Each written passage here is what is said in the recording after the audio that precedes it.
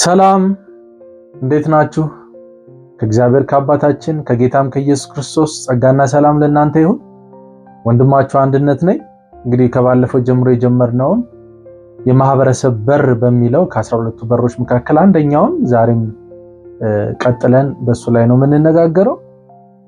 እንግዲህ የማህበረሰብ በር ብለን ስንል ክርስቲያን የሆነ በኢየሱስ ክርስቶስ አዳኝነት ያመነ ይህ ሰው ወደ እግዚአብሔር ማህበር ሲቀላቀል እንግዲህ ይሄንን ማህበረሰብ ኪንግደም ኮሚዩኒቲ ልንለው እንችላለን።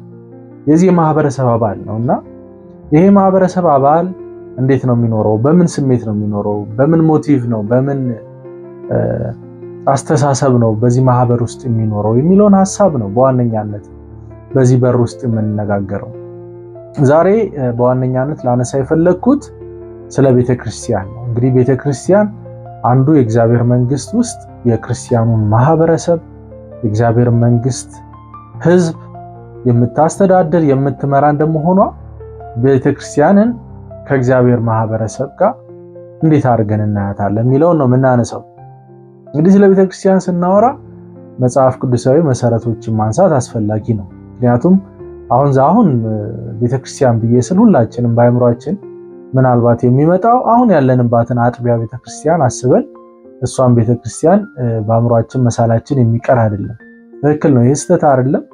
እንግዲህ ቤተክርስቲያን ሲባል አንዱ አጥቢያ ቤተክርስቲያን ነው። ሌላው ደግሞ በዓለም አቀፍ ደረጃ ክርስቶስ የመሰረታት የእግዚአብሔር መንግስት ብለን የምንላትም እንደ ቤተክርስቲያን የምናይበት ሁኔታ አለ ማለት ነው። ስለዚህ ስናወራ እንግዲህ የነህምያ ጽንሰ ሐሳብ ይዘን ነው የምናወራው፣ ተሐድሶ ነው የምናወራውና ቤተክርስቲያን የሚለውን ሐሳብ ከመሰረቱ እንዴት ነው ጽንሰ ሐሳቡ የመጣው የሚለውን ማየት አስፈላጊ ነው። እንግዲህ ቤተክርስቲያን ክርስቶስ ሲመሰርታት በብዙ መልኩ ተገልጻለች። ነገር ግን ከነዚህ ውስጥ ሁለቱን ዋና ዋናዎቹን ማንሳት አስፈላጊ ነው። ምክንያቱም ይሄ ምሳሌውን ስንመለከት የቤተክርስቲያንን መልክ ለማየት በጣም ስለሚጠቅም ማለት ነው። ስለዚህ ምንድነው አንዱ የተገለጸችበት መንገድ ቤተክርስቲያን የምትባለው እንደ ህንፃ ነው የተገለጸችው። ህንፃ ናት፣ ለእግዚአብሔር አካል ህንፃ ፍጹማን የሆኑ ዘንድ ይላል አይደለም? ስለዚህ ህንፃ እንደሆነች መጽሐፍ ቅዱስ ይነግረናል። እና እስቲ ይህንን አንድ ጥቅስ ላንብብና ከዛ ቀጥለን እናየዋለን ሐሳቡን። የኤፌሶን መጽሐፍ ምዕራፍ 2 ከቁጥር 19 እስከ 22 ያለውን ላንብበው። እንግዲያስ ከእንግዲህ ወዲህ ከቅዱሳን ጋር ባላገሮችና የእግዚአብሔር ቤተሰቦች ናችሁ እንጂ እንግዶችና መጻተኞች አይደላችሁም። በሐዋርያትና በነቢያት መሰረት ላይ ታንጻችኋል። የማዕዘኑም ራስ ድንጋይ ክርስቶስ ኢየሱስ ነው። በእርሱም ሕንፃ ሁሉ እየተጋጠመ በጌታ ቅዱስ ቤተ መቅደስ እንዲሆን ያድጋል። በእርሱም እናንተ ደግሞ ለእግዚአብሔር መኖሪያ ለመሆን በመንፈስ አብራችሁ ትሰራላችሁ ይላል። እንግዲህ እዚህ ጋር የተጠቀሰው ሰዎች ሁሉ ከዳኑ በኋላ ከየትኛውም ወገን ወንድም፣ ሴትም፣ ባሪያ፣ ጨዋ፣ ግሪክ፣ አይሁድ እና የትኛውም ወገን የሆነ ህዝብ ከዳነ በኋላ ምን እያለ እና ያለው እኩል ናቸው። ሁሉም እኩል ናቸው። ምንም አንዱ ካንዱ የሚለይ የለም። ሁሉም ከአንድ መንፈስ ነው የሚጠጡት። ስለዚህ በእኩል ደረጃ የሚታዩ ነው የሚሆኑት። አንዱ መጻተኛ፣ አንዱ የቆየ፣ አንዱ አዲስ ገቢ፣ ሌላኛው ነባር የሚባልም አስተሳሰብ የለውም። በቃ ከቅዱሳን ጋር በእኩልነት ነው። ማንኛውም ሰው ሲድን በእኩልነት ወደሚስተናገድበት ወደ ማህበር አባል ወደሚሆንበት አሰራር ውስጥ ነው የሚገባው። ምክንያቱም ይሄ የሆነበት ምክንያት የሰውየው ባክግራውንድ ትክክል ይሁን ስህተት ይሁን ከሚለው ሳይሆን የሚነሳው የጠጣው መንፈስ አንድ ነው ወይ? ከክርስቶስ መንፈስ ከጠጣ ይሄ መንፈስ ሁሉንም አንድ የሚያደርግ ሆኖ መጥቷል ማለት ነው። እንግዲህ በየትኛውም ወገን ላይ የነበረውን ሁሉ የጥልን ግድግዳ እያፈረሰ ሰዎችን ሁሉ ወደ አንድ ማንነትና ወደ አንድ እኩልነት የሚያመጣ ይሄ ቅዱሱ የእግዚአብሔር መንፈስ ነው ማለት ነው። ስለዚህ ይህንን የጠጣን ሁላችንም ቅዱሳን ከቅዱሳን ጋር ደግሞ እግዚአብሔር ባላገሮች እንደሆንን የእግዚአብሔር ቃል ይነግረናል። ይሄ መሰረታዊ ነገር ነው በነገራችን ላይ። ምክንያቱም በኋላ ለምናነሳው ሐሳብ ይህንን ነገር መያዝ አስፈላጊ ነው። ከዛም ደግሞ ምን አለ ቁጥር 20 ላይ ምንድነው ያለው? የማዕዘኑ ራስ እሱ ማን ነው አለ? ክርስቶስ ነው። ይሄ ድንጋዩ ማዕዘን ላይ የሚቀመጠው ድንጋይ ክርስቶስ ነው። ይሄ ምን ማለት ነው? ክርስቶስ ሁሉንም የሚያስተሳስር ማለት ነው። ሁሉም ነገር ሄዶ ሄዶ የማዕዘኑ ራስ ጋር የሚተሳሰር ነው ማለት ነው። ይሄ ራስ ነው። በህንፃ ላይም ክርስቶስ ራስ ሆኖ የሚቀመጥ የማዕዘን ራስ ሆኖ የተቀመጠ ነው ማለት ነው። ስለዚህ ሌላው ሁሉ በዚህ የማዕዘን ራስ በስር ሆኖ እየተደረደረ እየተጋጠመ ለህንፃው አስተዋጽኦ የሚያደርግ እንደሆነ ይነግረናል ማለት ነው። ስለዚህ ክርስቶስ የማዕዘን ራስ ነው። ከላይ እሱን ነው የምናገኘው። ከዛ በኋላ ግን ሌላው በሙሉ እየተጋጠመ ህንፃውን የሚያሳድግ ህንፃውን የሚገነባ ሆኖ ተቀምጧል ማለት ነው። ስለዚህ ሲናገር እንግዲህ ሁሉም እኩል ነው እያለ ያለው። አሁን እነኚህ ድንጋዮች የምንላቸው በሙሉ ሁሉም በእኩል አንድ መንፈስ የጠጡ ናቸው። ሁሉም ጸጋን የተካፈሉ ናቸው። ሁሉም በክርስቶስ የሆኑ ናቸው። ስለዚህ እነኚህ ሁሉ በእኩል ደረጃ ህንፃውን ይገነባሉ። በእኩል ማለት አንድ አይነት ናቸው ማለት ግን አይደለም። ልዩ ልዩ አስተዋጽኦ፣ ልዩ ልዩ ጸጋ አላቸው። ነገር ግን በህንፃው ላይ የሚኖራቸው አስተዋጽኦ ምንድነው? እኩል ነው ማለት ነው። ምክንያቱም አንድ ህንፃ ስትገነቡ ህንፃውን በብሎኬት የምትገነቡት ከሆነ ይሄኛው ብሎኬት ያኛው ብሎኬት የምትሉት ነገር የለም። በቃ ለህንፃው ብሎኬት ብዙ ብሎኬቶች ህንፃው ላይ ይገጣጠማሉ። መጨረሻ ላይ ያ ህንፃ መልክ ይይዛል፣ የቤትን መልክ ይይዛል ማለት ነው። ይህንን ስንመለከት አንድ ነገር ነው የምናስተውለው ማለት ነው። ይሄ ሁሉ አማኝ በክርስቶስ ያመነው ሁሉ ማንም ከምንም ሳይለይ በእኩል ደረጃ ለህንፃው አስፈላጊ ነው የሚለውን ሐሳብ እንመለከታለን። ሌላው ደግሞ አካል ነው። እንግዲህ ቤተክርስቲያንን እንደ አካል የተገለጸችበት ሁኔታ አለ። ቤተክርስቲያን አካል ትሆንና ከዛ በኋላ ሌሎቹ ሁሉ ተገጣጥሞ ደግሞ የሚቀርቡት ብልት ሆኖ ይቀርባሉ ማለት ነው። ስለዚህ ቤተክርስቲያን አካል ናት። አካል ግን አካል ያሰኘው ምንድነው? የብልቶች አንድ ላይ መሆን ነው። ግን የብልቶች ሁሉ ራስ ደግሞ አሁንም ክርስቶስ ነው። ክርስቶስ ራስ ይሆናል። ሌላው ሁሉ ብልት ሆኖ የተለያየ ፈንክሽን እንዳለ የተለያየ ስራ ተግባር እንዳለው ነው የሚያሳየው ብልት ነው። ምክንያቱም ሰውነታችንን እንደ አካል አድርገን ብንወስድ በሰውነታችን ያሉ ክፍሎች በሙሉ ብልቶች ብለን የምንላቸው እያንዳንዱ ብልት ደግሞ የራሱ ተግባር ኃላፊነት አለው። ነገር ግን ያንን ሰው ሆኖ እንዲቆም ማንነት እንዲኖረው አካሉ ፍጹም እንዲሆን የሚያደርገው የብልቶቹ ሁሉ ስራ በአግባቡ ሲሰራ ነው ማለት ነው። እዚህም ጋር ምን አለ? መበላለጥ። ልዩ ልዩነት አለ፣ መበላለጥ ግን የለም። ሁሉም ጠቃሚ ነው። አዎ ጠቃሚ ነው። ሁሉም አስፈላጊ ነው። ሁሉም አስፈላጊ ነው። እስቲ ይህንን ደግሞ የሚያሳይ አንድ ጥቅስ እናንብብ። አንደኛ ቆሮንቶስ ምዕራፍ 12 ከቁጥር 12 እስከ 14 ያለውን ላንብብላችሁ። አካልም አንድ እንደሆነ ብዙም ብልቶች እንዳሉት፣ ነገር ግን የአካል ብልቶች ሁሉ ብዙዎች ሳሉ አንድ አካል እንደሆኑ ክርስቶስ ደግሞ እንዲሁ ነው። አይሁድ ብንሆን፣ የግሪክ ሰዎችን ብንሆን፣ ባሪያዎችን ብንሆን፣ ጨዋዎችን ብንሆን እኛ ሁላችን በአንድ መንፈስ በአንድ አካል እንድንሆን ተጠምቀናልና ሁላችንም አንዱን መንፈስ ጠጥተናል ይላል። እንግዲህ እዚህም ላይ የምንመለከተው ተመሳሳይ ሐሳብ ነው። ይሄ አካል የክርስቶስ አካል ነው። አሁን እንደ ሰውነት አካል ተደርጎ ነው አሁን ደግሞ የተሳለው። በዚህ ላይ ብልቶች አለን ተብሎ ደግሞ ተገልጿል። ስለዚህ እነኚህ ብልቶች ሁሉ ከየትኛውም ነገር፣ ከየትኛውም ዘር፣ ከየትኛውም የማህበረሰብ ደረጃ ጨዋ፣ ባሪያ፣ የተለያየ ስም ቢሰጠው ሁሉም ከአንዱ መንፈስ መጠጣታቸው ምን ያደርጋቸዋል? አንድ ያደርጋቸዋል ማለት ነው። እነዚህ ሁሉ በአንድ አካል ላይ የሚገኙት። ስለዚህ አንተ ዞር በል፣ አንተ እንደዚህ ደረጃ ነህ፣ አንተ እንደዚህ ነው የሚባል ነገር የለም። ሁሉም ለአካሉ ጠቃሚ ናቸው። ሁሉም በአካሉ ላይ ነው የሚኖሩት። ክርስቶስ ግን ምንድነው? አንድ ነው ማለት ነው።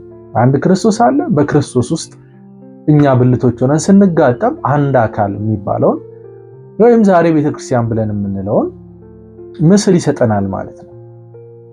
ይህንን ለምን እንዳነሳሁት መናገር አለብን። ለምንድን ነው ይህንን ያነሳው ብላችሁ ብትሉን አሁን ባለችው ቤተክርስቲያን ይሄ ከሆነ ክርስቶስ እንደ ማህበር እንድንኖርበት የሰጠን ስርዓት፣ ይሄን ስርዓት የምታስቀጥል ይሄንን ስርዓት የምትከተል ቤተክርስቲያን ነው ወይ ያለችን አሁን የሚለውን ለማንሳት ነው። በእውነት አሁን ያለችው ቤተክርስቲያን እኛ የምንካፈልባት አጥቢያ ይህንን ስርዓት ነው ወይ የምትከተለው? ወንድሞቼ እህቶቼ፣ እስቲ ይህንን ጥያቄ ወደ እናንተ ላምጣውና አስተያየት ሐሳባችሁን ደግሞ በኮሜንት እስቲ ግለጹልኝ። እኔ ግን ሐሳቤን ልቀጥል። እንግዲህ አሁን ካነሳነው ጥቅስ የተነሳ አሁን ያለችው ቤተክርስቲያንን እንመዝናት። የመጀመሪያው ነገር የምናየው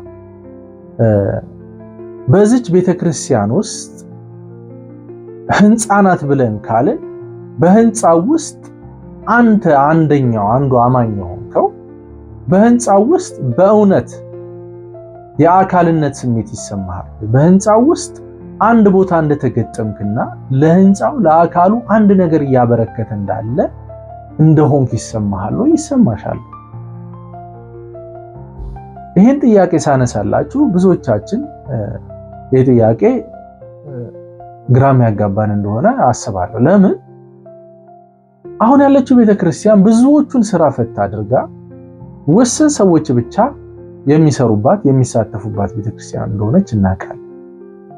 ይሄም የሆነበት ምክንያት የቤተክርስቲያኑ ቅርጽ አሁን ያለው ቅርጽ መጽሐፍ ቅዱሳዊውን የሆነውን ቅርጽ የተከተለ ሳይሆን በአንድ ወቅት በአንድ ዘመን ምናልባት ከአሜሪካ ከምዕራብ ዓለም ይመስለኛል ይሄ ቅርጽ ይመጣ፣ ሁላችንም ተቀበልነው፣ እየተገበርነው እንሄዳለን። በቤተክርስቲያን ውስጥ የተወሰኑ የሚጠሩ አገልጋዮች አሉ። እነሱ በሳምንቱ ውስጥ ባሉ ፕሮግራሞች ውስጥ ያገለግላሉ። ሌላው መጥቶ ተገልግሎ ወደ ቤቱ ይሄዳል፣ የራሱን ኑሮ ይኖራል። በአካሉ በእግዚአብሔር መንግስት ውስጥ በአጥቢያው ብቻ ላይሆን ይችላል። በእግዚአብሔር መንግስት ውስጥ ብቻ ላይሆን ይችላል። በሚኖርባት ምድር ውስጥ እንደ እግዚአብሔር አካል እንደ ሕንፃው አካል የሆነ አስተዋጽኦ እንዲያደርግ የሚያደርግ ስርዓት ነው ወይ አሁን ያለው ብለን ብንጠይቅ አይደለም ነው መልሱ። ስለዚህ በዚህ ምክንያት ብዙ ሰዎች በቤተክርስቲያን ውስጥ ስራ ፈት ሆነው አዳማጭ ይሆናሉ። ይሄ ደግሞ ምን ያደርጋል መሰላችሁ? ለተወሰነ ዘመን ትክክለኛ መጽሐፍ ቅዱስ የሚነግረን አለ። ምክንያቱም ሁላችንም የእግዚአብሔርን ቃል እውነት በማወቅ እውነትን ወደ ማወቅ መድረስ የመጀመሪያው የቤተክርስቲያን ስራ ድርሻዋ ነው። ስለዚህ አንድ አማኝ ክርስቶስን ሲቀበል ወደ እግዚአብሔር መንግስት ሲገባ የእግዚአብሔር መንግስት ስርዓቱን፣ መንገዱን፣ ልኩን መማር አለበት። ይህንን ደግሞ እንዲያደርግ በቤተክርስቲያን አገልጋዮች ተቀምጠዋል። ተገቢ ነው። ይህንን ነገር ማድረግ አለባቸው፣ ማስተማር አለባቸው፣ ማሰልጠን አለባቸው። ተምሮ ካደገ በኋላና የሆነ ደረጃ ላይ ሲደርስ ግን በአካሉ ላይ አንዳች ነገር አስተዋጽኦ ማድረግ አለበት። ለአካሉ ለህንፃው አንድ ነገር ማድረግ አለበት። ይህንን የማያደርግ ከሆነ ይሄ ሰው ምን ሆነ ማለት ነው? ስራ ፈት ሆነ ነው የምንለው። ስራ ፈታ። ስራ የፈታ ሰው ደግሞ የሚያሳያቸው ባህሪዎች አሉ። አንደኛ ውስጡ የተቀመጠውን ጸጋ እየገለጸ አይደለም፣ አስተዋጽኦ እያደረገ አይደለም። ስራ በፈታ ቁጥር አንደኛ ለዲያብሎስ ሐሳብ ሳያስበው አእምሮ ይከፈታል። ሁለተኛ ሳያስበው የቤተክርስቲያንም የአገልጋዮችም ተቃዋሚ ሆኖ ራሱን ሊያገኘው ይችላል። ከዛም ያለፈ በኃጢአት ልምምድና በሌሎች አላስፈላጊ መንፈሳዊነትን የሚያጠፉ ልምምዶች ውስጥ ራሱን ሊያገኝ ይችላል። ምክንያቱም ስራ ከመፍታቱ የተነሳ አእምሮ ጤናማ ነገር ማድረግ ባልቻለ ቁጥር ጤናማ ያልሆነ ነገር ማድረጉ አይቀርም ማለት ነው። ከዚህ አልፈውም አንዳንዶቹ ጭራሽ ከቤተ ክርስቲያን ይወጡና የራሳቸውን ኑሮ የሚባለው ይገፋሉ። ቢዝነሳቸውን ሊሆን ይችላል፣ ትዳራቸውንና ሌሎች የሚመኟቸውን ነገሮች እያደረጉ ከቤተ ክርስቲያን ርቀው እንዲህ ነበርኩ እኮ ብለውም ሊሆን ይችላል፣ ሊኖሩ ይችላል። መጽሐፍ ቅዱስ ግን እንደዛ አይደለም ያስተማረ። ትክክል ነው፣ የዳነ ሰው መማር አለበት። ከሆነ ጊዜ በኋላ ግን ያ ሰው በእግዚአብሔር መንግስት ውስጥ ስራ እንዳለው፣ ጸጋ እንዳለው፣ አንድ ነገር ማድረግ እንዳለበት ሊማር አቅጣጫ ሊሰጠውና እድሉ ሊሰጠው መንገዱንም ልንመራው እንደ ቤተክርስቲያን ይገባ ነበር። ለዚህ ነው በአብዛኛው በኢትዮጵያ የወንጌላዊት ቤተክርስቲያን ውስጥ ከጎልማሶች ይልቅ መስራት ከሚችሉት ሰዎች ይልቅ በአብዛኛው በወጣቶችና በህፃናት የተሞላ የሆኑ ማለት ነው። ሰዎች እየጎለመሱ ሲሄዱ ቤተክርስቲያንን የሚንቁ፣ ከቤተክርስቲያን የሚጠፉ፣ አልፎ ተርፎም ቤተክርስቲያንን የሚያጣጥሉ ሆነው ሊገኙ ይችላሉ ማለት ነው። ስለዚህ በቅርጽ ደረጃ አሁን ያለችው ቤተክርስቲያን ራሷን ማሻሻል አለባት ማለት ነው። እንዴት ነው ማሻሻል ያለባት? ቁጭ ብላ ማሰብ አለባት። ይሄ ቤተክርስቲያን ከሆነ፣ ይሄ ህንፃ ከሆነ፣ ይሄ አካል ከሆነ ብልቶቹ በሙሉ የህንፃው ደግሞ ፓርት ወይም ብሎኬቶቹ በሙሉ በህንፃው ውስጥ በምን መልኩ ድርሻ ሊወጡ ይችላሉ የሚለው ማጥናት አለ። በዚህ ወደፊት የማቀርብላችሁ ትምህርት ይኖራል፣ ምን ማድረግ ይቻላል የሚለውን። ለአሁኑ ግን እንደ አሳይመንት እስቲ ሁላችንም እንድናስብበት ምን ማድረግ እንችላለን የሚለውን እስቲ ሐሳባችሁን እንደዚህ በኮሜንት ልታስቀምጡ ትችላላችሁ። እስቲ እንዲህ ማድረግ እኮ ይቻላል፣ እንዲህ ማድረግ ይቻል ነበረ፣ እንዲህ ማድረግ ፈልግ ነበር የምትሉትን ሐሳብ እንዲሁ ሼር አድርጉ። ምክንያቱም በዚህ ሚዲያ ላይ ሰዎች እየተሳተፉበት የምናወራበትን ሚዲያ ቢሆን ለሁላችንም ጠቃሚ ስለሚሆን፣ ስለዚህ ወንድሞች እህቶች አሁን የገመገምነው በዚህ ነው። በእግዚአብሔር ቃል ተነስተን አሁን ያለችውን ቤተክርስቲያን ካየናት ሰዎችን የምታሰማራ አይደለችም። ግልገሎችን ማሳደግ ተገቢ ነው።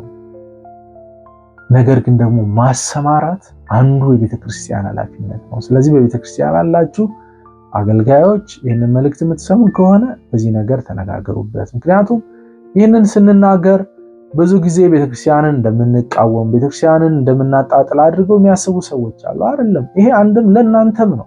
ምክንያቱም የተሰጣችሁን ኃላፊነት ካልተወጣችሁ ከሌላው ወገን የሚሰጠውን አቅጣጫ ምክርም መቀበል ጥሩ ነው ብዬ አምናለሁ። ሌላው ደግሞ የምናየው ነገር ምንድነው? ይሄ እንዳይሆን አሁን ያወራነው በቤተክርስቲያን ውስጥ ሁሉም ብልቶች በስራ ላይ እንዳይሆኑ፣ የህንፃው አካል ክፍሎች ደግሞ በህንፃው ተገጣጥሞ ህንፃውን ህይወት ያለው እንዳይሆን እንዲያደርጉ የሚያደርጉ እንቅፋቶችን እያነሳው ደግሞ እቀጥላለሁ። የመጀመሪያው ማነሳው እንቅፋት ራሱ ህዝበ ምዕመናኑ ወይም ደግሞ የክርስቲያኑ የምንለው ከአገልጋይ ውጪ ያለውን ሰዎች እንቅፋት ሆነው ሊገኙ ይችላሉ። ራሳቸው በዚህ አካል ውስጥ ሰራተኛ ሆነው እንዳይገኙ ራሳቸው በራሳቸው እንቅፋት የሚሆኑበትን ሁኔታ አለ። እስቲ እነዚህን አንድ ባንድ እናንሳ። አንዱ እንግዲህ የማነሳው ነገር ምንድነው?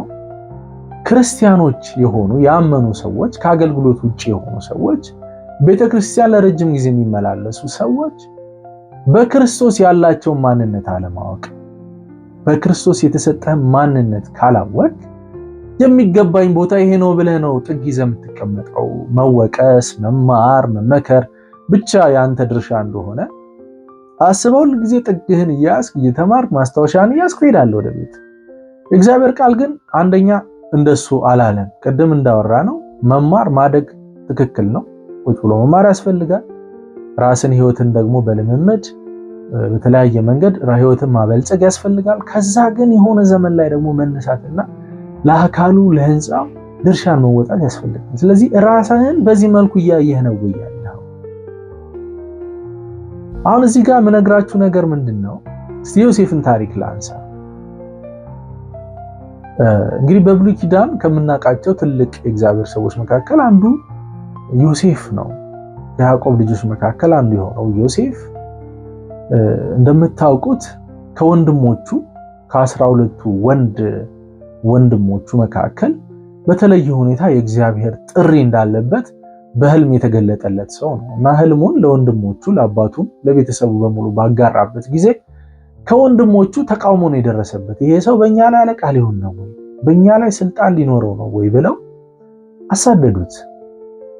ቀል ያገሉት ፈለጉ፣ ሊያጠፉት ፈለጉ። መጨረሻ ግን በቃ ራርተውለት ያደረጉለት ነገር በጉድጓድ መጣል ቢሆን በአንደኛው ወንድማቸው ምክር ደግሞ መሸጥ የሚባለው ሐሳብ መጣ። ተሸጠ፣ ወደ ግብጽ ሄደ። ዝርዝሩን አላወራም። ዮሴፍ መጨረሻ ግን ምንድነው? እግዚአብሔር ያለው ነገር ሆኗል። እግዚአብሔር በወንድሞቹ ላይ ንጉስ እንደሚያደርገው የበላይ እንደሚያደርገው ጠርቶት ነበር። እውነትም ንጉስ ሆኗል በግብጽ ሄዶ። ዮሴፍን ታሪክ አይደለም ማውራት የፈለኩት። እኔ ማውራት የፈለኩት እግዚአብሔርን ጥሪ ነው። እግዚአብሔር በዮሴፍ ጥሪ ነበረው። ጥሪው ዮሴፍ ለንጉስነት ተጠራ ማለት ለሌሎቹ ለምንም አልተጠሩም ማለት አይደለም። ከዛ ውስጥ እኮ ሌዊ አንደኛው ነው። ሌዊ እኮ ለክህነት የተጠራ ዘር ነው። ይሁዳ እኮ ለንግስና እኮ የተጠራ ዘር ነው በኋላም ማለት ነው። ኢየሱስ ራሱ ከዮሴፍ ሳይሆን ከይሁዳ ነገር ነው የመጣው። ምን ልላችሁ ነው? በአንድ ሰው ጸጋ ስንመለከት አንድ ሰው ላይ ጸጋ አየን ማለት አንደኛ ራሳችንን ዝቅ አድርገን አንመልከት። ይህ ሰው ብቻ ነው ጸጋ ያለው ስለዚህ እኔ የለኝም ብለን በቅናት ሳይሆን ማየት ያለብን እሱ እንደዚህ አይነት ጸጋ አለው እኔ ደግሞ እንደዚህ አይነት ጸጋ አለን ብለን ማሰብ ያስፈልጋል። ስለዚህ ራሳችንን በጣም ዝቅ አድርገን ማየት ትክክል አይደለም። እሱ እግዚአብሔር እዛ ጋር አስቀመጠው በቃ አንድ የሥራ ድርሻ ነው እሱ። ሌሎቹ ደግሞ የሥራ ድርሻ እኮ ጌታ በውስጣቸው ያስቀምጣል። በውስጣቸው ለዘመኑ የሚያስፈልገው ምን ማድረግ እንዳለባቸው እኮ በውስጣቸው የሚያስቀምጠው ነገር አለ። ነገር ግን እሱን ከመፈለግ ይልቅ አንዳንዶቹ ራሳቸውን ዝቅ አድርገው ማየት ይህንን እናጥፈዋል። አንዳንዶች ደግሞ ምን ያደርጋሉ? አይ እኛ በቃ ተራ ሰዎች ነን እሱ ነው ንጉስ ብለው ለሱ ብቻ መገዛትም ይፈልጋሉ። ሁለቱም ትክክል አይደለም። ትክክል የሚሆነው በዮሴፍ እንደዚህ ያስባል፣ በእኔ ደግሞ እንደዚህ ሊያስብ ይችላል። ስለዚህ የኔ ይሄ ነው፣ የዮሴፍ ይሄ ነው። ዮሴፍ ድርሻውን እንዲወጣ አግዘዋለሁ፣ እኔም ደግሞ ድርሻዬን እንድወጣ ማሰብ አለብኝ ብለን ራሳችንን ትንሽ አድርጎ ማየት ትክክል አይደለም። ከዚሁ ጋር ያይዤ ማነሳው ነገር ምንድነው? ዮሴፍ የተጠራው ለዛ አካባቢ ነው። እንግዲህ ያዕቆብ እስራኤል ተብሎ ተጠርቷል አይደል? እንግዲህ ለእስራኤል ነበር የተጠራው ዮሴፍ። እግዚአብሔር ያንን ጸጋ በዮሴፍ ሲያስቀምጠው ምን እያደረገ ነው? እስራኤል ትልቅ የሚሆንበትን ሐሳብ፣ አቅም፣ ማንነት በዮሴፍ ነበር ያስቀመጠው። አያችሁ አይደል? ዮሴፍን ለእስራኤል የነበረውን ጥቅም። ነገር ግን ይህንን ዮሴፍ ሲገፉት የገፉት የራሳቸውን እድል ነው። የእስራኤልን እድል ለግብጽ አሳልፎ ሰጡት ማለት ነው። እንግዲህ በዘመኑ ዛሬም ድረስ ግብጽ ትልቅ ሀገር የሆነችው ምናልባትም ከዛ ዘመን ጀምሮ ሊሆን ይችላል። ያንን ጥበብ፣ ያንን ዕውቀት፣ ህልምን የመፍታት የእግዚአብሔርን ምስጢር የመረዳት አቅም ለእስራኤል ሰጥቶት ሳለ ለግብጽ አሳልፎ ሰጡት። ስለዚህ ዛሬ የምነግራችሁ ነገር ምንድነው? በመካከላችን ባጠገባችን ያሉ ሰዎች በሙሉ ጸጋ አላቸው። በዙሪያቸው አገልጋዮች፣ ፓስተሮች ይሆናችሁ እዛ የተሰበሰበው ህዝብ ሁሉ የናንተን ምክር የናንተን ተግሳጽ ፈልጎ ብቻ እንደመጣ አድርገው አታስቡ። በእያንዳንዱ ውስጥ ትልልቅ ለቤተክርስቲያን፣ ለሀገር፣ ለወንድሞች ለእህቶች የሚጠቅም አቅም እግዚአብሔር ውስጡ አስቀምጦ ነው እዛ ጋር ያስቀምጣቸው። እንዲህ ስትመለክ በንቀት አትመልከቷቸው። ማይኩን ስለያዛችሁ ከመድረኩ ከፍ ብላችሁ ስለቆማችሁ ይሄ ሰው ሁሉ ታናሽ ነው ማለት አይደለም። በማን ምን እንደተቀመጠ አታውቅም። ምናልባትም አንተ ላይ መድረኩ ላይ ያለውን ሰውዬ የሚጠቅም ነገር ሊሆን ይችላል ታውቃለህ። ለሀገር የሚጠቅሙ፣ ለወንድሞች ለእህቶች የሚጠቅሙ፣ ለዓለም የሚጠቅሙ ትልልቅ ጸጋ እግዚአብሔር ያስቀምጠባቸው ሰዎች ከዛ አሉ። ስለዚህ አጠገባቸው ያለውን ሰው ወንድሞች እህቶች ደግሞ በንቀት አትመልከቱ። ከሰዎች ማንነት፣ ከባክግራውንድ፣ ከትምህርታቸው፣ ከልብሳቸው አይደለም ሰዎች የምትመዝኑት። ከአንድ መንፈስ የጠጣ ወንድምህ እኮ ነው እሱ። አንድ መንፈስ አይገርምም? ከክርስቶስ መንፈስ የጠጣ ሰው ነው። ምን እያልን ነው? ክርስቶስ ተካፋይ ነው። የክርስቶስ አካል እኮ እሱ ራሱ የክርስቶስ ፓርት ሆኗል። ስለዚህ አትመዝነው። እሱ ውስጥ የሆነ ነገር አለ ብለህ እስቲ በአክብሮት ተቀበለው። ወንድምህን ተቀበላት። በዚህ መከባበር ልክ ስንተያይ ነው አንዱ ራሱን ጸጋውን ለማውጣት የሚበረታታው። አንዱ ያለውን ነገር ለማካፈል እድል ስጡ። እስቲ አውራን በዚህ ጉዳይ እስቲ ጸጋ ያላችሁ እስቲ ተናገሩ የምንባባልበት ልብ ክፍትነት፣ አንዳችን ባንዳችን በንቀት ታሪክ በማየት ካሽ ገንዘብ በማየት ትምህርቱን በማየት አትመዝን። ሰው እንደሱ አይደለም እግዚአብሔር ቃል የሚያስተምር። ስለዚህ እኛ ራሱ እንደ ህዝብ እንደ ጉባኤ ያለነው ሰዎች በራሳችን ላይ ጠላት አለ። በራሳችንን አንደኛ ንቀናን፣ ወንድሞችን አንናቅ። ከማን የተነሳ? ከአንዱ ከክርስቶስ መንፈስ ከመጠጣታችን የተነሳ ያለ ጸጋ የሆነ በመካከላችን እንደሌለ ከማወቃችን የተነሳ ራሳችንን በዛ ልክ ማየት፣ ወንድሞች በጎናችን በዙሪያችን ያሉት ሰዎች በዛ ልክ ማየት ያስፈልጋል። ይሄ ነው እንግዲህ። ይህንን ካላደረግን አንዱ እንቅፋት ይሄ ነው ማለት ነው። በእግዚአብሔር አካል ውስጥ፣ በቤተክርስቲያን ውስጥ፣ በክርስቶስ አካል ውስጥ ሁላችንም ስራችንን እንዳንሰራ የሚያደርገን ማለት ነው። ሁለተኛውን ሐሳብ ላንሳ። ሁለተኛው ሐሳብ በምቾት ቀጠና የመቆየት ፍላጎት ነው። ምን ማለት ነው? በምቾት ቀጠና መቆየት ከፍ ያለውን ኃላፊነት መቀበል መፍራት እና ባለበት በለመድነው ይሄ ኮምፎርት ዞን በሚባለው ውስጥ ለመቆየት መፈለግ ማለት ነው። ማደግን አለመፈለግ፣ ኃላፊነትን መፍራት፣ ኃላፊነትን መቀበል መሸሽ እና በምቾት መቆየት። በቃ ይሄ ተመችቶኛል፣ ከፍ ያለውን ድርሻ አለመፈለግ፣ ማድረግ አለመፈለግ የሚለው ማለት ነው። ይህን እንግዲህ በምንድን ነው ምሳሌው ማስረዳችሁ? አሁንም በእስራኤላውያን ከግብፅ በወጡ ጊዜ የነበራቸውን አንዱ ባህሪ ነው። እግዚአብሔር በጣም የተማረረባቸው ህዝቦች ናቸው እስራኤላውያን። በድንቅ ታምራቱ ከግብፅ ከፈርዖን አገዛዝ ካላቀቃቸው በኋላ የሚጠበቁት ሌላ ህይወት ነበር። የከነዓን ህይወት ከፊታቸው አስቀምጦ ነበር። ነገር ግን እነኚህ ሰዎች የከነዓንን ህይወት ይሸሹት ነበረ። ምክንያቱም በኋላ ላይ ሰላዮች ተልከው ከየነገዱ አንዳንድ ተወክለው ሰላይ በተላከ ጊዜ ሄደው አይተው ሲመለሱ ከ12ቱ ወገን ውስጥ 2ቱ ወገን ብቻ ናቸው እንችላለን፣ እናሸንፋለን፣ እንወርሳለን ብለው መናገር ይቻሉት። ሌሎቹ 10ዎቹ ግን በፍርሃት ነው የተሞሉት። ያንንም ፍርሃት ወስደው ለእስራኤል ቤት ሲናገሩ ሙሉ ህዝቡ በለቅሶና በፍርሃት ውስጥ ወደቀ። በቃ እኛ ልንታጠፉን ነው ምናምን በእግዚአብሔር ላይ አጉረመረሙ፣ በብዙ ነገር ተናገሩ ማለት ነው። እና ይሄ ምን ማለት ነው? ይሄ ምሳሌ ያነሳሁት ለምንድን ነው? ከሁለቱ ሳይሆን ከ10ሩ ወገን የመሆን አባዜ ነው። ከ10ሩ ወገን እግዚአብሔር ከፍ ላለው ምርኮ፣ ከፍ ላለው ውጊያ፣ ከፍ ላለው ጦርነት ሲጠራህ አንተ አትፈልግም፣ ትንቦቀቦቃለህ። ለምን? እዛ ብሄድ አንዱ ፍርሃት እዛ ያለው ኃይል ከባድ ነው እንግዲህ እግዚአብሔር ወደድክም ጠላህም ለውጊያ ነው የተጠራህ። በዚህ ምድር ላይ እስከኖርክ ድረስ ፋይት አለ። ከጠላት ጋር ፋይት አለ። ጠላት ከሰራው ሲስተም ጋር ፋይት አለ። በሰላም እኖራለሁ ብለህ ካሰብክ ሞኝ ነው ወንድም። ክርስትና የሰላም ነው ብሎ የሚያስቡ ሰዎች ትክክለኛ አስተሳሰብ አይደለም። ክርስትና የሰላም አይደለም፣ የጦርነት እምነት። ለዚህ አንተ ፈርተህ ተንቦቅቡቀህ አይ እኔ አልችልም፣ እኔን አይመለከትም፣ እነሱ እንትን ይበሉ ብለህ እነሱን ባካፓ አረጋለሁ ወይ ብለህ እነሱን ደግፋለሁ ብለህ ጥግ ይዘህ መቆየት ይሄ አንዱ እንቅፋት። አትፍራ። ለምንድነው የምትፈራው? ለምንድነው ትልቅነት የምትፈራው?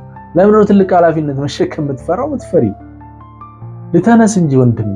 ተካፈልከው ከቅዱስ እግዚአብሔር መንፈስ ከክርስቶስ መንፈስ ተካፍለሃል። ከአንተ ማንነት የተነሳ አይደለም የተካፈልከው ነገር ግን ትልቅ ስለሆነ አሁን በምድር ላይ ያለውን የአጋንንትን ሲስተም የአጋንንትን ስራ እያፈረስ ነገሮችን ለክርስቶስ መማረክ ወደድክም ጠላህም በአካሉ ውስጥ ሆነ የምትሰራው ስራ። ስለዚህ ይህንን ሐሳብ ካልጣልን አንዱ እንቅፋት የሚሆንብን ይሄ ነው ማለት ነው። በአካሉ ውስጥ እንዳንሰራ የሚያደርገን አንዱ ይሄ ነው። ሌላኛውን ደግሞ የእንቅፋት አይነት ላንሳላችሁ። ሌላኛው የእንቅፋት አይነት ደግሞ ከአገልጋዮች የሚመነጭ እንዴት ከአገልጋዮች ይመነጫል? ይህ እንግዲህ በተለያየ መንገድ ነው የምናየው። የተለያየ አይነት አገልጋዮች አሉ በቤተ ክርስቲያን ውስጥ። ብዙውን ምዕመን ደግሞ እነኛ አገልጋዮች ነው ተከፋፍለው የያዙት። አንደኛውን የሆነ ስሜት ያለውን የሆነው አገልጋይ፣ የሆነ ቤተክርስቲያን የሆነውን ስሜት ያለውን የሆነውን ቤተክርስቲያን ታገኙታላችሁ። ጎራ ለይቶ ሁሉም የየራሳቸው ቡድን ይዘው የየራሳቸው መንጋ ይዘው የየራሳቸውን ትምህርትና ስርዓት ገንብተው ህዝቡን በየጥጋጥጉ አስቀምጠውታል። እነኚህ አገልጋዮች ህዝቡን አስረው ስላስቀመጡት ነፃ አውጥተህ ለክርስቶስ አካል ይሰራል ብለህ ማሰብ በጣም ከባድ። ምክንያቱም በትምህርት በቃል ዕውቀት እነኚህ ሰዎች አእምሯቸውን አደንዝዘው ስለያዟቸው እነኚህ ሰዎች ከዚህ ውስጥ ማላቀቅ ከባድ ነው። ከነዚህ ይልቅ ምናልባት ያልዳነን ሰው አዲስ የሚመጣን ሰው ይዞ በአዲስ መልክ ማሰልጠን ይሻላል። ለምን? በእግዚአብሔር ቃል አጽንተው በደንብ አድርገው አጽንተው ስለሆነ ማለት ነው እነኚህ ሰዎች ያሏቸው። ስለዚህ በሆነ እስረኝነት ውስጥ ገብተዋል። አሁን እነኚህን አገልጋዮች ነው በስም አልጠራም፣ ነገር ግን የአገልግሎታቸውን ስታይል ምን አይነት እንደሆነ ቅርጹ ምን አይነት እንደሆነ እሱን እናገራለሁ። አንደኛው የአገልግሎት አይነት ምንድነው? የዘመነ መሳፍንታዊ አስተሳሰብ ያለበት አገልግሎት ነው። ምን ማለት ነው ይሄ? እንግዲህ እንደምታውቁት በዘመነ መሳፍንት ሁሉም በልቡ ደስ ያለውን እያስየ የሚኖርበት ዘመን ነው። በዛ ዘመን ህዝቡ እግዚአብሔርን ይከተላል ማለት አይቻልም። በዚህም ምክንያት በተለያየ ጊዜ በዙሪያቸው ያሉ ነገስታት እየመጡ ህዝቡን ያስጨንቁ ነበር። ህዝቡን ሲያስጨንቁ እግዚአብሔር በዘመኑ ይወስደው የነበረው መፍትሄ ህዝቡን አመለካከት መቀየር ወይም ህዝቡን አመለካከት ማስተካከል በሚል አልነበረም የሚያደርገው። ከህዝቡ መካከል አንድ ይመርጥና ያወጣል። ከዛ ያ የተመረጠው ይወጣና ህዝቡን ይታደገዋል። በቃ እግዚአብሔር በዚህ መንገድ ነበረ በተለያየ ጊዜ የተለያዩ መሳፍንቶችን እያነሳ እነኚህ መሳፍንቶች ጦርነት እያደረጉ የተለያየ ነገር እያደረጉ ህዝቡን ከጠላት ይጠብቁ ነበር። ይህ አስተሳሰብ አሁን በዘመናችን ቤተክርስቲያን ውስጥ ፓስተሮችና አገልጋዮች ውስጥም ታዩታላችሁ። እነኚህ ሰዎች ልክ እንደነ ሳሙኤል ጥሪያቸው ከመወለዳቸው ጀምሮ ጥሪ የተጠሩ፣ እንደነ ሶምሶን ጸጉሩን እንዳትላጩት መጠጥ እንዳይጠጣ ምናምን ተብሎ ተነግሮላቸው የተወለዱ እንደሆኑ አድርገው ይተርኩላቸው። አወላለዳቸው ከልጅነታቸው እንዴት እንደተጠሩ፣ እንዴት ጌታ እነሱን ለተለየ ነገር እንደፈለጋቸው የመሳሰሉትን ነገሮች በመናገር የህዝቡን አእምሮ ብሬንዎሽ አድርገው ያለነሱ ታዳጊ እንደሌላቸው ሰው እንዲያምን ያደርጋሉ ማለት ነው። ስለዚህ ሰው ምን ያደርጋል? ሲያመው እነሱ ጋር ነው፣ ሲቆርጠው እነሱ ጋር ነው፣ ሲጨንቀው እነሱ ጋር ነው፣ ግራ ሲገባው እነሱ ጋር ነው። ለምንም ነገር መፍትሄው እነሱ ናቸው ብሎ ነው የሚያምነው። ከዛ በኋላ እነሱም ይህንን ነገር እያጠነከሩ በምሳሌ በታሪክ በገጠመኝ ባደረጓቸው ታምራት ድንቆች ደጋግሞ በመድረክ በመናገር የሰዎች አእምሮ ከነኚህ ሰዎች ጋር ብቻ የተጣበቀ እንዲሆን ያደርጓቸዋል ማለት ነው። ይሄ ግን ዘመነ መሳፍንት አይደለም። ይሄ ዘመነ መሳፍንት አይደለም። ቅድም እንዳወራ ነው ከሌ በተለየ ሁኔታ የተወለደ የለም፣ በተለየ ሁኔታ የተጸነሰ የለም። ሁሉም ከአንድ መንፈስ ጠጣ። ይሄ የኃይላችን ምንጭ ክርስቶስ፣ የህይወታችን ምንጭ ክርስቶስ። ትምህርትህ አይደለም፣ ልምድህ አይደለም፣ በጌታ ቤት ማደግህ አይደለም፣ ዱርዬ የሆነ በመኖርህ አይደለም፣ ከሆነ ብሔር ስለመጣህ አይደለም፣ ከሆነ አገርም ቆይተህ ስለመጣህ አይደለም። ከአንዱ መንፈስ ስለጠጡ ሁሉም እኩል ናቸው። ስለዚህ ይሄንን የእኩልነት መንፈስ ነው የሚመቱት በጉባኤው መካከል። እሱ የተለየ እንደሆነ ከሳለብህ በኋላ አንተ ስለ ራስህ ሁልጊዜ ዝቅተኝነት ስሜት ነው የሚሰማ። ያ ሰው የተለየ እንደሆነ ነው የምታስበው። እነኚህ ሰዎች የሰውን አእምሮ በዚህ ሁኔታ ካበላሹት መቼም ያንን ሰው ወስደ አንተም እኮ እንዲህ ነገር አለብህ እንዲኮ እንድትሰራ በአካል ውስጥ ድርሻ እንድትወጣ እንደ ብልት እንድትሰራ በአንተ ውስጥ እኮ ጸጋ ተቀምጧል ብላችሁ ብትሉት ይህን ሰው በፍጹም ልታወጡት አትችሉም ከዚህ እስረኝነት። ብትቃወሙ እንኳን የዛ አገልጋይ ቲፎዞ ሆኖ አብሮ አንተ መልሶ ይወጋል እንጂ ለኔ ያስቡ ነው ብሎ እንኳን አያስብልህ። ወንድሞቼ እህቶቼ ይህንን ነገር እንግዲህ ሁላችንም ልናስተውል ልንለው ይገባል። እንግዲህ አንዱ እንቅፋት ይሄ ነው። አገልጋዮች እንቅፋት የሚሆኑበት ምክንያት ይሄ ነው። ሰው ምን እንዳይሆን በክርስቶስ እሱም ጸጋ እንዳለው ከቅዱስ መንፈስ እንደተካፈለ አውቆ በአካሉ ላይ በመንግስቱ ላይ ድርሻ እንዳይኖረው በሀገር ላይ በዓለም ላይ አንድ ነገር እንዳያደርግ ኮንትሪቢዩት እንዳያደርግ እንቅፋት የሚሆነው ይሄ ነው ማለት ነው። ሁለተኛው የአገልጋዮች አይነት ደግሞ አለ። ይሄኛው አገልግሎት ደግሞ የሙሴ አይነት አገልግሎት።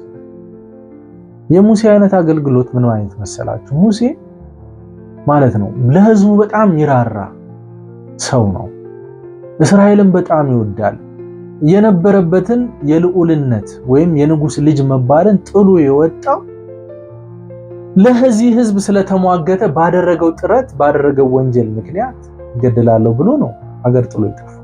በጣም ይወዳል ህዝቡን። የእስራኤልን ስቃይ ማየት የማይፈልግ እግዚአብሔር እስራኤልን እንዲባርክ እግዚአብሔር ከእስራኤል ጋር እንዲሆን የሚፈልግ በጣም ሩህሩህ ልብ ያለው የእግዚአብሔር ሰው ነበር።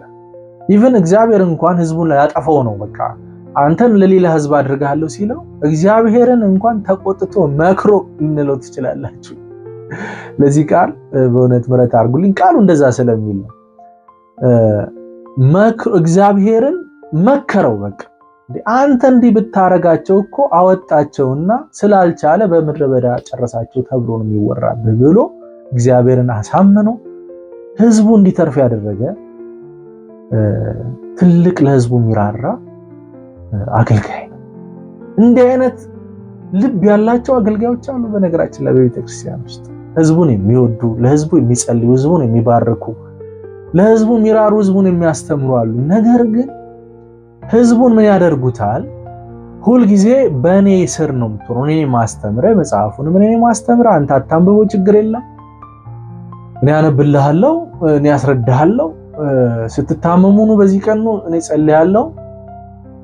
በቃ ሁሉ ነገር በእነሱ ነው። ልጆች ስትወልዱ የሚጸልዩላችሁ እነሱ ናቸው። አባት ለልጅ ጸልይ ብሎ አይነግሩትም። በዚህ ቀን ነውና ለልጆቻችሁ እንጸልያለን ይባላል።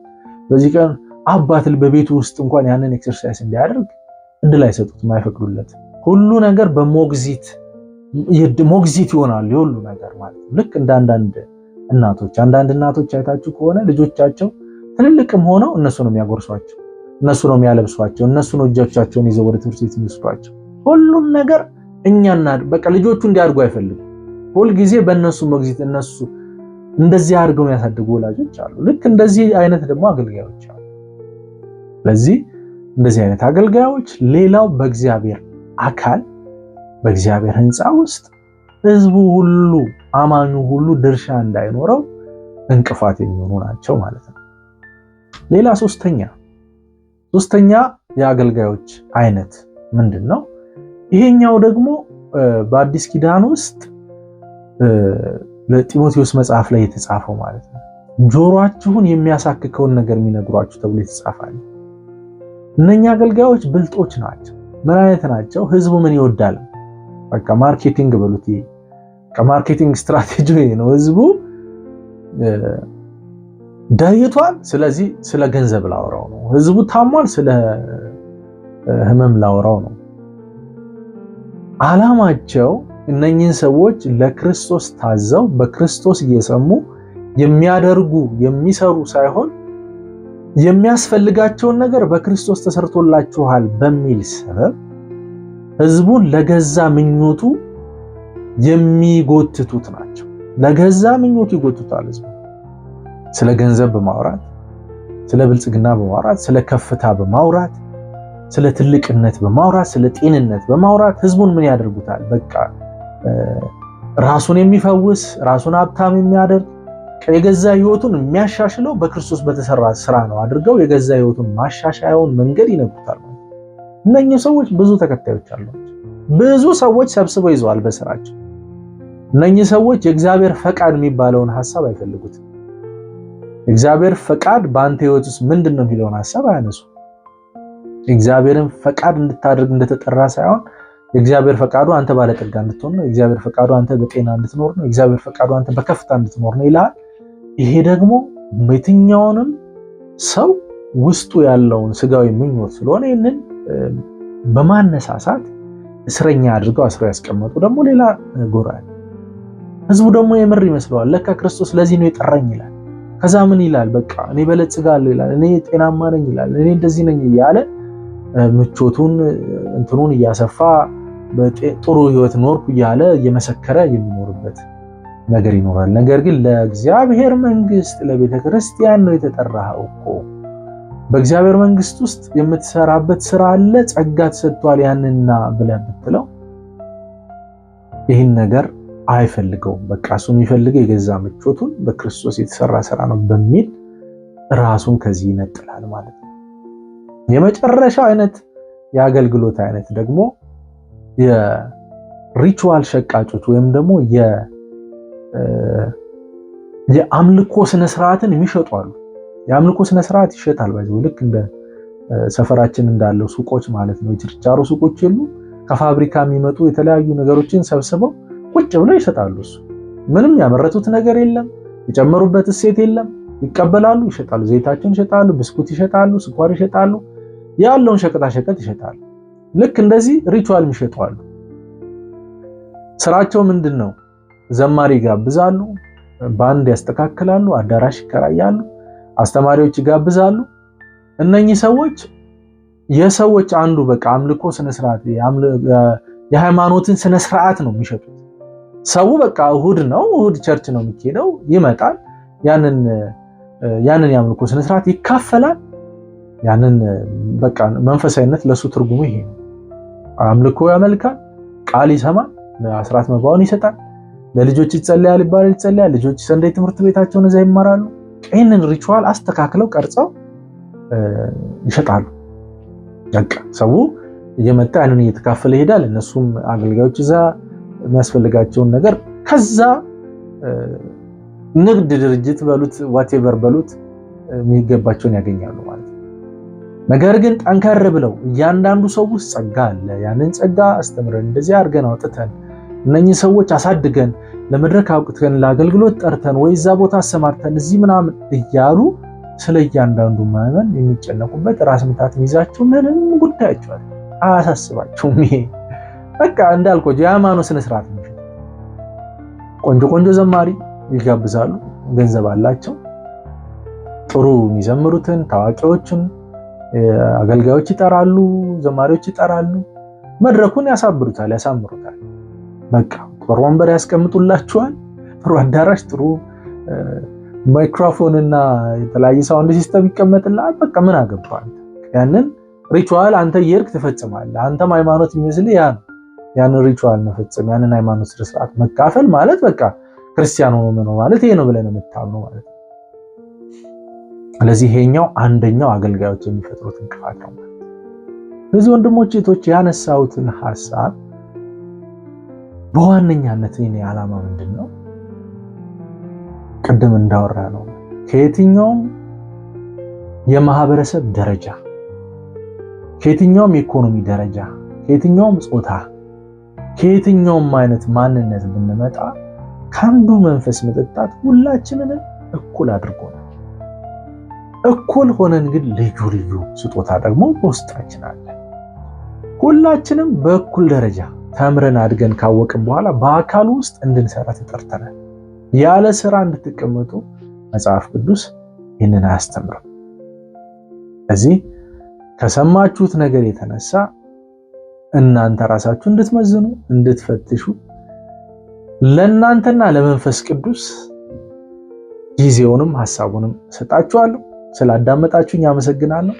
ሰላማችሁ ይብዛ።